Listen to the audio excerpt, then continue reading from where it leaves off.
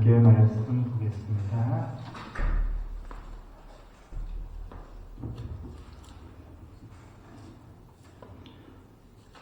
오늘 우리에게 주신 하나님의 말씀은 에베소서 4장 11절과 12절 2절 말씀 함께 보겠습니다. 에베소서 4장 11절과 12절 2절 말씀을 함께 보겠습니다. 우리 다 찾으셨으면 우리 함께 한 목소리로 우리 11절 12절 함께 읽겠습니다.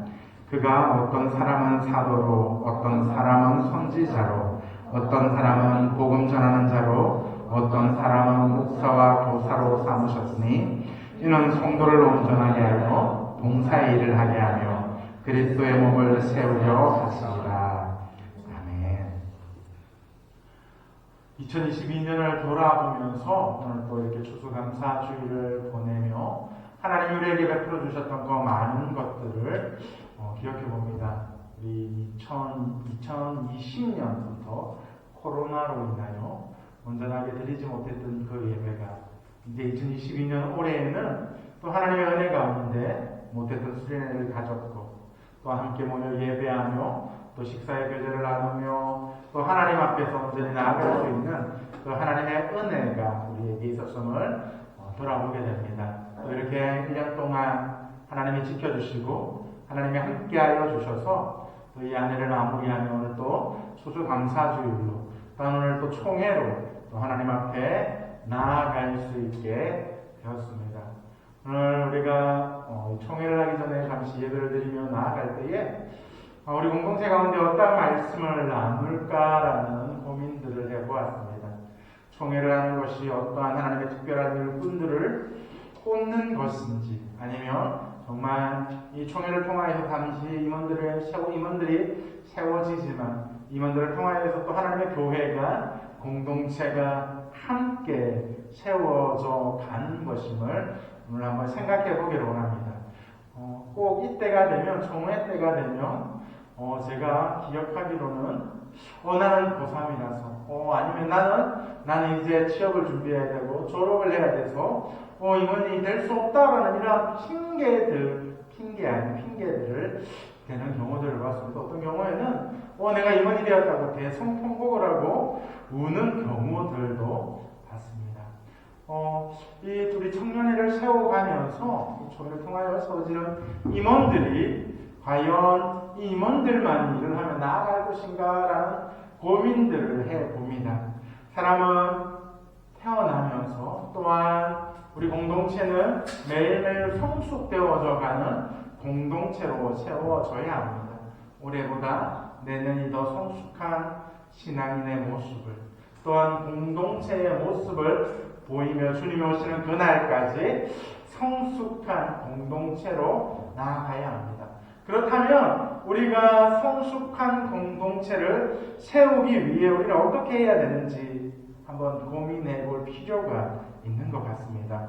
교회가 성장하고 성숙하기 위해서는 주님이 우리에게 주신 선물을 바르게 사용해야 합니다. 하나님께서 우리에게 주신 선물은 은사입니다. 또 하나 특별히 하나님에게 맡기신 그 하나님을 향한 믿음과 그 사람들이 있습니다. 우리는 이것들을 통하여서 하나님을 섬기며 교회를 세우며 나아가야 합니다. 내가 잘났기 때문에, 내가 리더십이 뛰어나기 때문에, 나의 믿음이 좋기 때문에 내가 임원으로서 또 하나님의 교회를 또한 이 공동체를 이끌어 나아가는 생각이 아니라 거저 하나님 주신 그 믿음 안에서 우리가 함께 하나님의 교회를 성숙하게, 하나님의 공동체를 성숙하게 이루며 나아가야 합니다. 우리 청년회가 하나님이 우리에게 허락하신 은사, 또한 하나님 우리에게 주신 이 직분들로 우리 공동체를 섬기고 세워나가야 합니다. 하나님은 그리스도의 몸된 이 교회 가운데에 하나님이 그리스도인의 몸인 이 교회를 위하여 우리에게 은사를 주시고 직분을 허락하시며 또한 이것들을 통하여 하나님의 일들을 감당하며 나아가게 하셨습니다. 그러므로 우리는 하나님이 우리에게 주신 은혜들, 하나님이 우리에게 주신 믿음들을 가지고 하나님의 교회를, 우리 공동체를 세우며 나아가야 합니다.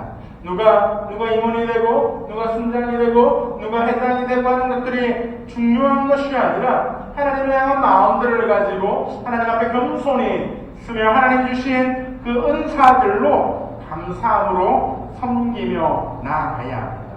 사도 바울은 그리스도의 선물인 이 선물의 구체적인 항목과 그 목적들을 오늘 언급하고 있습니다.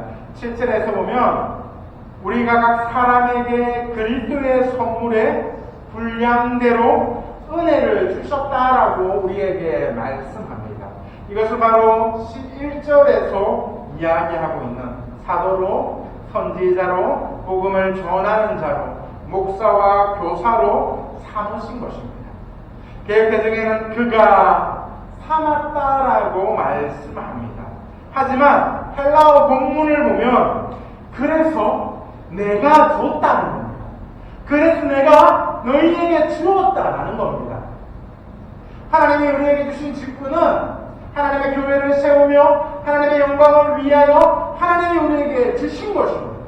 그러기에 우리는 그들을 사용하여 하나님의 나라와 하나님의 영광을 위하여 성숙한 우리의 베레셋 청년회를 위하여 사용되며 섬기는 자리에 서야 합니다.